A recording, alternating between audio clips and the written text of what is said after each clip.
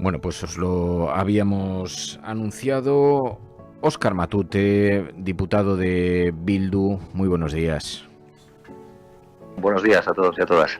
Bueno, en primer lugar, muchísimas gracias por atendernos. Es una mañana en la que de pronto hemos conocido esta convocatoria, casi por sorpresa, de la portavoz del Gobierno y del ministro de la Presidencia, Félix Bolaños y Isabel Rodríguez.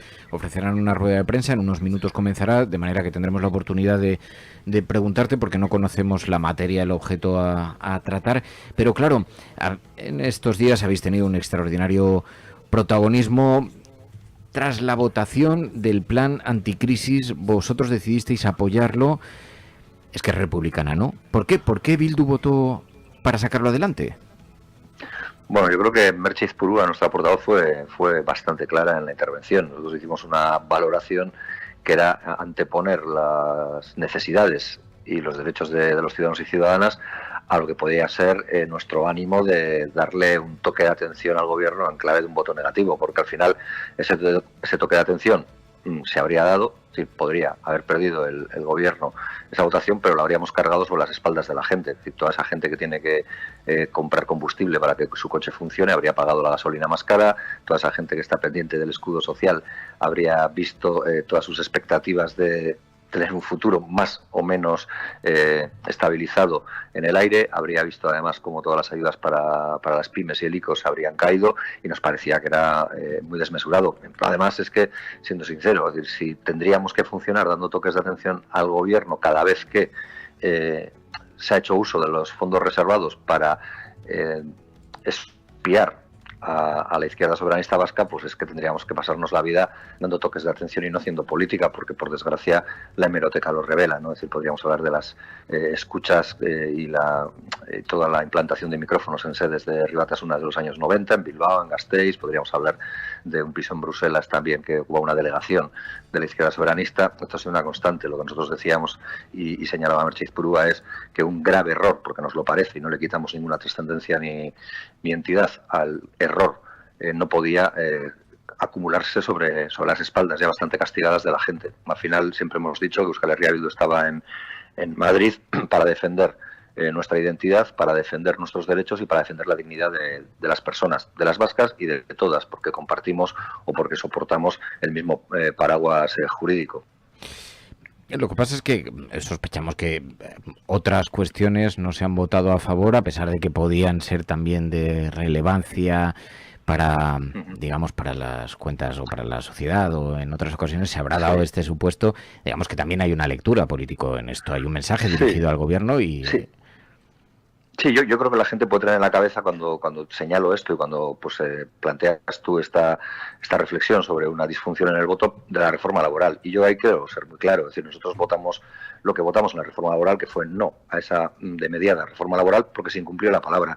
Yo creo que cualquiera que conozca un poco la identidad de los vascos, sabiendo que son múltiples y que son diversas y no intentando categorizar en términos absolutos nada, sabe que damos mucho valor a la palabra. Nosotros teníamos un compromiso, era un compromiso y una palabra que se nos había dado para derogar íntegramente la reforma laboral y que había permitido o validado que nosotros apoyáramos otro tipo de iniciativas que también blindaban derechos sociales. Estoy hablando de los periodos del estado de alarma, de los diferentes decretos, etcétera.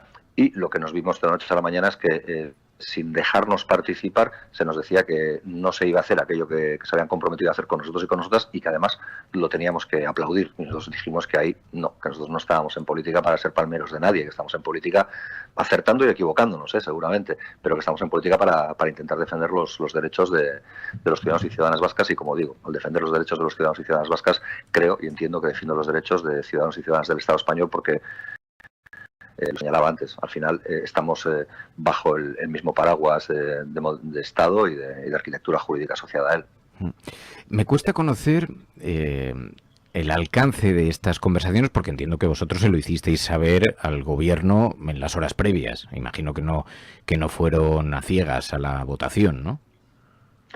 Bueno, nosotros les fuimos señalando de manera muy clara dónde estaban las dificultades y dónde estaban las oportunidades. También es cierto que el gobierno hay unos días, haciendo caso a lo que habéis dicho desde diferentes medios de comunicación, que vuestras fuentes tendréis y serán en muchos casos solventes, no, seguramente no en todos los medios de comunicación, pero sí en el tuyo y en otros, y vosotros mismos señalabais que el Partido Socialista se está abriendo a una hipotética negociación con el Partido Popular. Nosotros sabemos que cualquier negociación con la derecha no reporta ni comporta más blindaje en la dignidad de la vida de los sectores, de las personas que integran eso que se llama los sectores más desfavorecidos de la sociedad. Muy al contrario, generalmente los acuerdos que se alcanzan con el PP son acuerdos que contentan a las élites económicas, son acuerdos que garantizan este desigual orden de las cosas, donde unos tienen mucho, unos pocos tienen mucho y la mayoría cada vez tiene menos, y nosotros lo que queríamos es que no se fuera por esa senda, y eso se lo dijimos al gobierno. Hay posibilidad de hacerlo con nosotros y con nosotras, con las gentes de la izquierda soberanista de Euskal Herria, y creemos que esa posibilidad redunda en mayor dignidad para la vida de las personas, para la vida de la clase trabajadora. A partir de ahí, supongo que pusieron la calculadora en marcha y calibraron los pros y los contras. Yo ahí ya no soy del gobierno y tampoco... También es verdad que a veces me cuesta mucho entender la lógica de funcionamiento de la política estatal. Intento hacerlo y creo que no nos va del todo mal, pero hay veces que me cuesta. ¿Y qué alcance tiene cuando uno se plantea una...? Porque entiendo que esto es una negociación, que vosotros apoyáis esto, que obviamente tiene que tener un objeto que además responda a los intereses y a vuestra propia visión de cómo debe ser la política, y la medida tiene que encajar en todo eso. Pero entiendo que también es una negociación, que un grupo político no da su voto a favor a cambio de nada. En esto, como en las últimas horas además he tenido que participar en varias tertulias, algunos en las tertulias decían, no, esto detrás de eso hay un pacto que va mucho más allá, que tiene que ver con los presos de Euskadi, que tiene que ver... Yo te pregunto, ¿hay algo más allá de lo que se percibe cuando se aborda, por ejemplo, esa conversación? ¿De lo que nosotros percibimos? No. Y además yo creo que es que están buenos muchos periodistas y diría que muchos partidos de Estado español para hablar de agendas ocultas, ¿no? Cuando estamos hablando precisamente de Pegasus. Es decir, que parece que hablaran desde la maestría del conocimiento cuando hablan de agendas ocultas, pero es que nosotros somos bastante transparentes, hacemos lo que decimos y decimos lo que hacemos. Y hemos señalado con claridad, se lo señalamos al gobierno en las conversaciones que tuvimos con ellos, se lo señalamos a la sociedad, es que para nosotros es fundamental que en este contexto, primero de ola reaccionaria, no solo en el Estado español, sino en Europa, se blinden los derechos sociales y la dignidad de todas las personas, con independencia de cuál sea su nivel de renta. Y esa línea de actuación, si uno pierde algo de su tiempo, que probablemente entienda que lo puede dedicar a otras cosas de mejor manera, pero si dedicara algo de su tiempo a ver cuál ha sido la línea de actuación de Euskal Herria Bildu, verá que todo lo que hemos hecho ha venido orientado, tanto en intervenciones como en iniciativas, a blindar derechos sociales, a ampliar derechos sociales frente a la ola reaccionaria, que lo que quiere es llevarse por delante derechos civiles y sociales del conjunto de la población. Nosotros queremos ampliarlos y garantizarlos, y así lo hemos hecho cuando hablábamos de que eso que se llama el escudo social tenía que ser estructural, cuando decimos que la imposibilidad de desahuciar a gente sin alternativa habitacional no puede ser un recurso extraordinario porque vivimos una situación extraordinaria, sino que tiene que ser un elemento que acompañe a cualquier acción de gobierno. Cuando hablamos de que hay que proteger también a toda la gente que por sus menguados recursos no puede pagar la luz y la electricidad, venimos diciendo que eso tiene que ser estructural, que el Estado tiene que participar de una garantía para que cualquier ciudadano y ciudadana tenga acceso a los derechos o a los bienes más básicos para poder tener una vida digna. Eso ha sido lo que ha acompañado toda nuestra acción política en el Congreso de los Diputados, y yo creo que es lo que en esta también hemos planteado. Por eso les planteábamos que este decreto, si salía aprobado, tenía que tener sí o sí un periodo para que cada grupo parlamentario, para que en este caso nosotros y nosotras, las gentes de Euskal Herria Bildu, pero cualquier otro grupo, pudiera meter aquellas iniciativas de mejora o de profundidad en lo que se señalaba. Gracias por... Comienza la rueda de prensa en este momento. Perdona, Óscar, te interrumpo, para que escuchemos cuál es el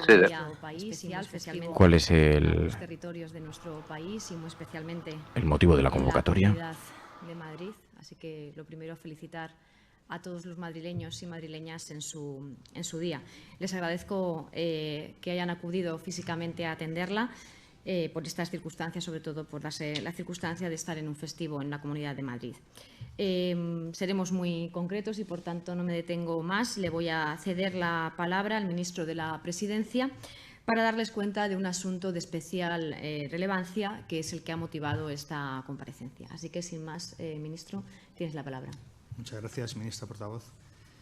Buenos días a todos. Gracias por atender esta comparecencia de prensa. Comparecemos ante todos ustedes esta misma mañana para comunicarles que el Gobierno ha puesto en conocimiento de la justicia dos informes técnicos del Centro Criptológico Nacional, según los cuales los teléfonos móviles del presidente del Gobierno y de la ministra de Defensa han sido infectados con el software Pegasus, que, como saben ustedes, es una herramienta que permite acceder al contenido de los móviles. Según estos dos informes técnicos del Centro Criptológico Nacional, se han producido dos intrusiones en el teléfono móvil del presidente en mayo de 2021 y una intervención en el móvil de la ministra de Defensa en junio de 2021. No hay pruebas de que se haya producido ninguna intrusión posterior a estas fechas. La intervención ilegal de estos teléfonos se ha comprobado en el curso de una verificación que aún está en marcha y que alcanzará a todos los miembros del Gobierno. Estamos informando de hechos que están contrastados y que son fehacientes, no son suposiciones. Son unos hechos de enorme gravedad que confirman que se han producido intrusiones en ámbitos ajenos a las instituciones estatales y fuera de la ley. Existe constancia que el software Pegasus ha sido utilizado de modo ilícito en al menos 20 países y que entre las víctimas de estas intervenciones se encuentran gobiernos, personalidades de la sociedad civil de distintos ámbitos, informadores, personas de distinta naturaleza. Queremos que la justicia investigue para conocer toda la verdad y por eso hemos puesto a su disposición toda la información de la que disponemos. En una democracia plena como la nuestra, únicamente están facultados para hacer intervenciones organismos oficiales y siempre con autorización judicial. Por tanto, es evidente que estamos ante intervenciones ilícitas y externas. La información que ya ha sido transmitida a los tribunales se complementará con toda la información que vaya arrojando la investigación que está en curso, hasta conocer toda la verdad. El Gobierno español está actuando con todas las capacidades de las que dispone para esclarecer estos hechos, para proteger la seguridad de las comunicaciones y también para garantizar el derecho fundamental a la privacidad de las personas. Ese ha sido el compromiso inequívoco del Gobierno desde que se tuvieron las primeras informaciones en las que se daba cuenta sobre una supuesta utilización de Pegasus fuera de los controles legales. Ese ha sido el compromiso y esta será la norma que el Gobierno aplicará a rajatabla.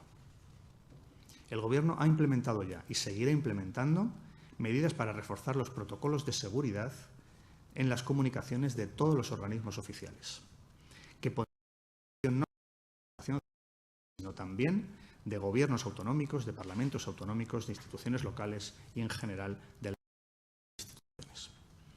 El Gobierno va a ser inflexible con cualquier vulneración de derechos y libertades fundamentales y reforzará cualquier procedimiento que sea necesario para garantizar los derechos de los ciudadanos.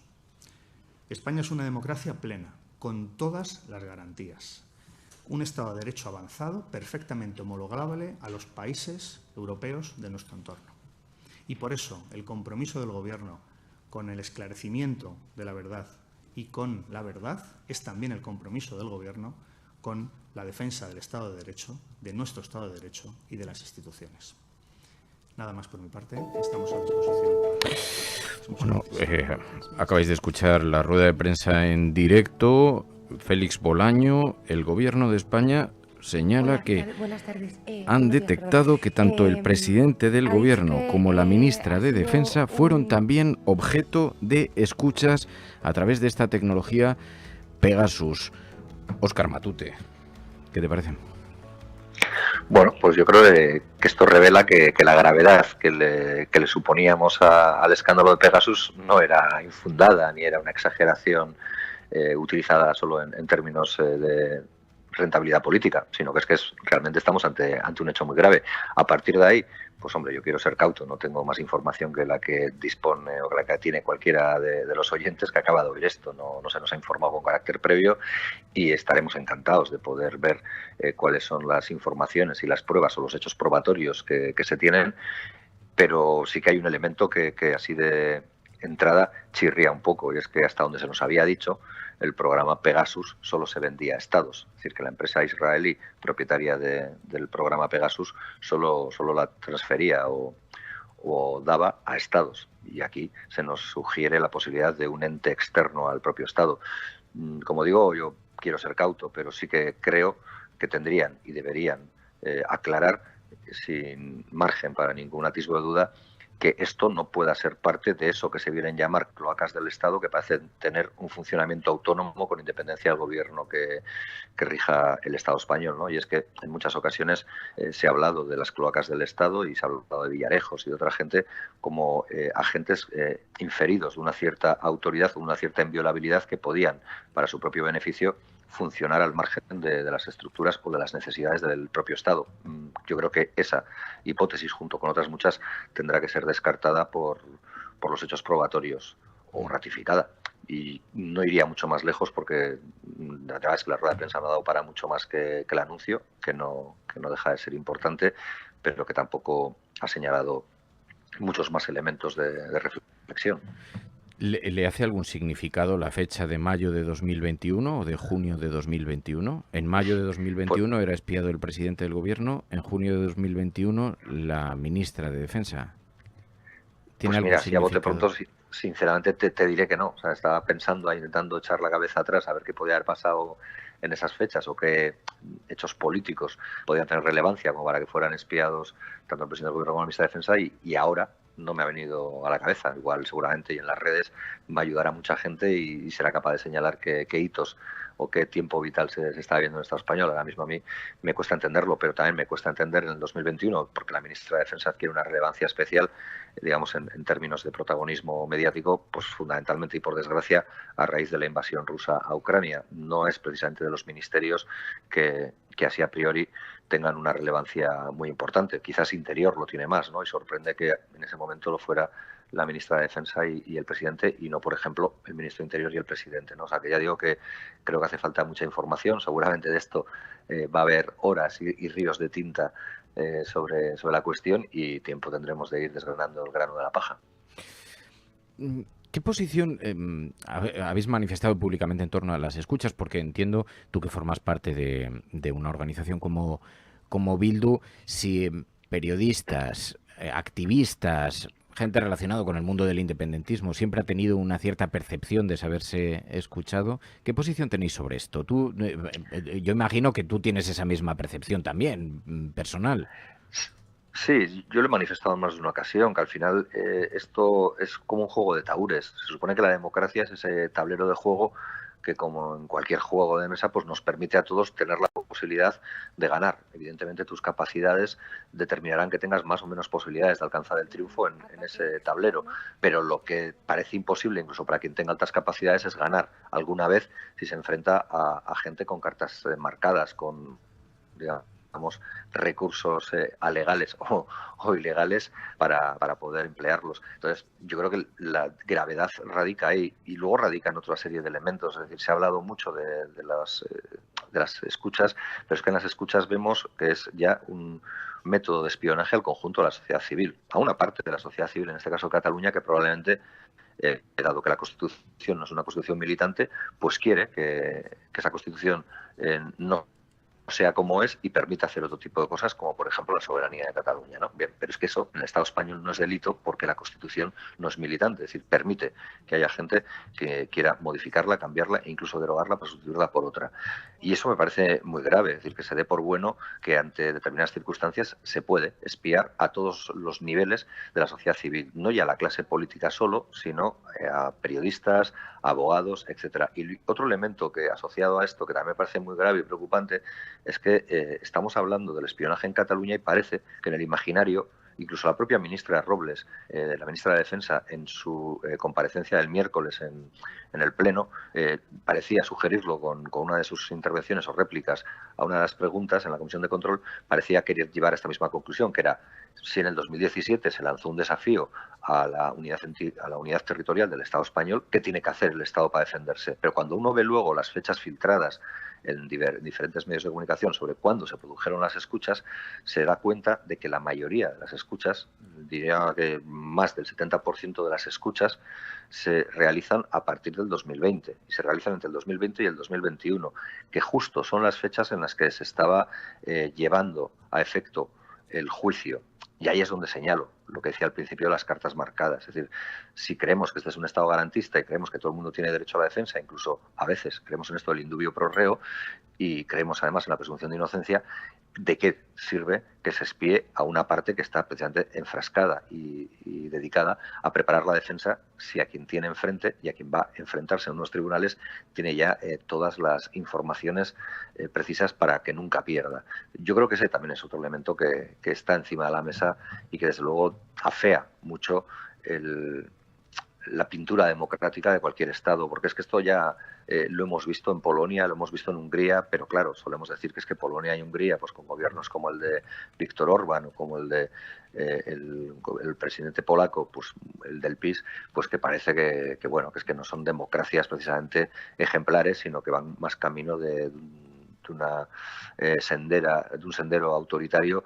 que para nada queremos. Pero sin embargo, pues se hacen cosas aquí en este Estado que dice parecerse tampoco a esos que le homologan con ellos, ¿no? Yo creo que por el bien de la democracia y por el bien de la convivencia, este tipo de cosas tienen que ser aclaradas, y más con estas noticias que con esta noticia que acabamos de conocer ahora mismo, ¿no?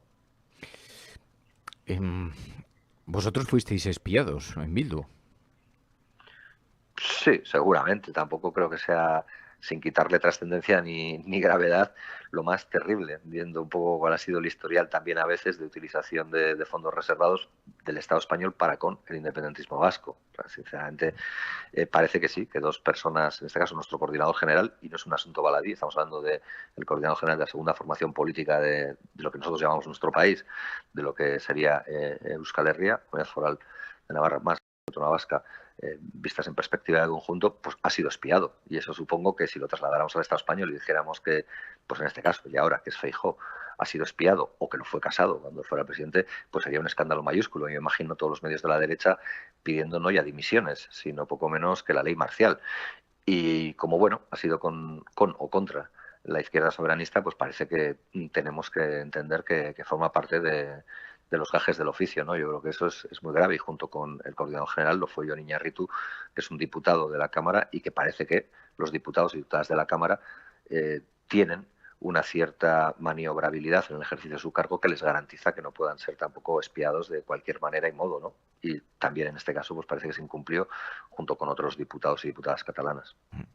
Lo que se ha aceptado es que Bildu esté en la Comisión de Secretos Oficiales. Claro, te quiero pedir una valoración por esto, porque también ha habido una cierta polémica en torno a eso. Esquerra Republicana ya había estado en alguna ocasión. ¿Cómo afrontáis vosotros vuestra presencia allí?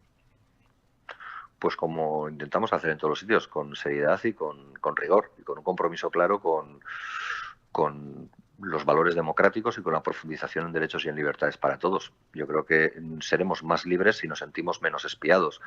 Y desde luego creemos que nuestra presencia en la Ley de Secretos Oficiales no es una dádiva ni un regalo, sino que obedece a que tenemos un grupo parlamentario porque hay cientos de miles de vascos y de vascas que decidieron depositar su confianza en nosotros y nosotras. Gente seguramente con una capacidad de discernimiento intelectual, no voy a decir superior, pero al menos igual que la que pueda tener cualquier ciudadano o ciudadana del Estado español que se plantea dudas en torno a la pertinencia de si EH Bildu tiene que estar en un u otro espacio, o incluso sobre la idoneidad de votar a EH Bildu. Es decir, si hay cientos de miles de personas que tienen la misma capacidad cognitiva, como digo, que cualquier otro, para discernir qué es lo que le conviene más o menos y decide votar a EH Bildu, lo justo es que esa gente también tenga a través o por medio de sus representantes, en este caso de los diputados y diputadas de Euskal Herria Bildu, acceso a todos los espacios a los que acceden el resto de partidos políticos. Y con respecto a la Ley de Secretos Oficiales, pues lo que creemos es que esa ley en sí mismo lo que tendría que hacer es cambiar profundamente. Es una ley del 68, reformada posteriormente en el año 80 y pico, pero que sigue manteniendo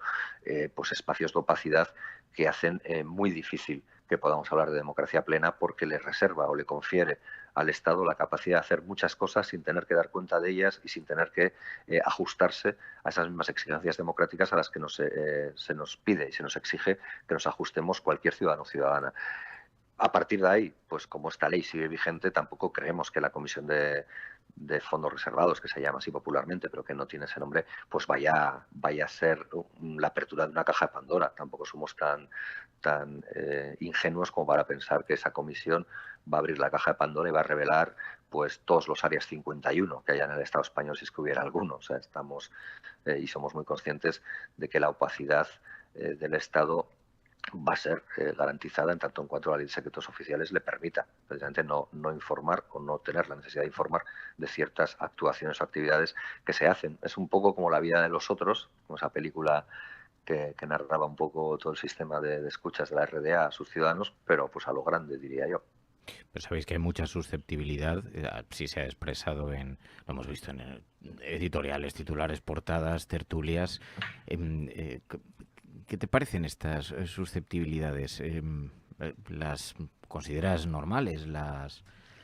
Claro, lo que pasa es que son susceptibilidades un poco de parte. O sea, yo creo que tienen poco de susceptibilidad, tienen poco de agitación de la sensibilidad y tienen más de agitación de la propaganda al servicio de una determinada idea política, porque esa misma susceptibilidad, por lo que pueda ser la democracia y el propio cuestionamiento, los basamentos de la democracia, luego no se manifiesta en decenas de ocasiones. Es que me costaría horas poder desarrollar aquí todas. Hemos visto informaciones en ciertos medios de comunicación, o así llamados medios de comunicación, que obedecen más a informaciones policiales filtradas que a otra cosa.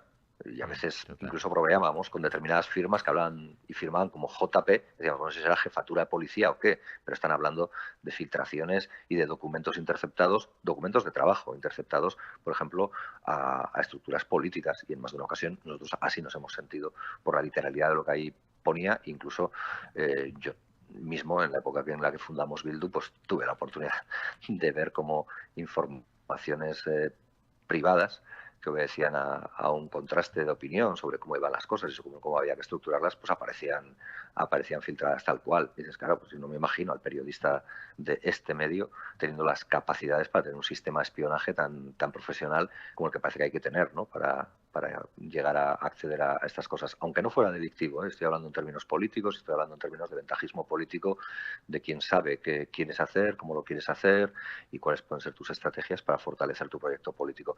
Pero ya digo, yo creo que esa susceptibilidad, pues luego no se ven otras cosas. A mí me pareció terrible, por ejemplo, que la que ahora va a ser candidata a la Junta de Andalucía por parte de Vox, pues hiciera algo que en teoría y dentro del Código Penal está calificado como delito, ¿no?, que es humillación a las víctimas, porque evidentemente víctimas hay de muchos tipos. Esto ya no se trata de restar valor a ninguna víctima, sino de ser capaz de aceptar que a la categoría de víctima uno llega por diferentes caminos o por el sufrimiento de diferentes vicisitudes, y que, por ejemplo, la tortura, y así lo reconoce el Gobierno vasco y lo reconoce gente muy reputada que ha trabajado para el Gobierno vasco y que ha hecho un estudio que el propio Gobierno vasco da por bueno, pues ha existido un número muy elevado que se cuenta por miles de torturados. Que alguien suba a la tribuna y haga chanza, mofa y befa de todo lo que supone y todo lo que ha vivido una persona torturada desde la inmunidad que le da hacerlo desde el atril, y que eso pues probablemente en el Código Penal no suponga nada, porque si lo haría un ciudadano pues iría directamente, y me acuerdo de Casandra y sus tweets de Carrero Blanco, iría directamente a un tribunal y sería condenado, pues a ella no le supondrá nada. Pero me parece triste que esa susceptibilidad que alguna gente tiene con la presencia de H. Bildu en determinados lugares, por eso que entienden ellos que es la quiebra de principios democráticos, no la tengan para denunciar eso, que es desde luego el más claro ejemplo que en los últimos tiempos he podido ver, pues de bordear un delito desde el ejercicio de la inmunidad parlamentaria. Pues Óscar Matute, diputado de H. Bildu, le agradezco muchísimo que haya atendido esta llamada. Muy buenos días y mucha suerte. Nada, muchas gracias a vosotros y vosotras. Gracias. Agur.